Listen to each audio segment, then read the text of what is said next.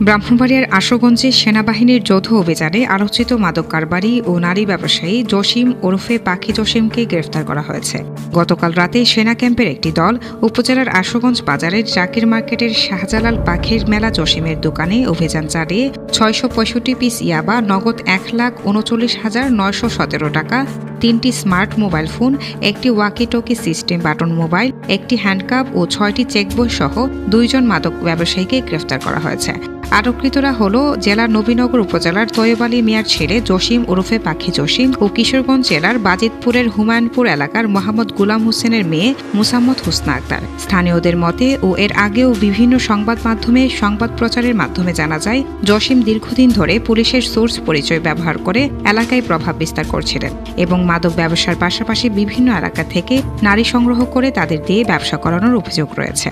এ বিষয়ে আশুগঞ্জ থানার ভারপ্রাপ্ত কর্মকর্তা ওসি মোহাম্মদ খায়রুল আলম জানান, আটক ব্যক্তিদের বিরুদ্ধে মাদকদ্রব্য নিয়ন্ত্রণ আইনে মামলা দায়ের করা হয়েছে। আজ মঙ্গলবার গ্রেফতারদের আদালতে পাঠানো হয়েছে। জাতীয় টিভি নিউজ ডেস্ক।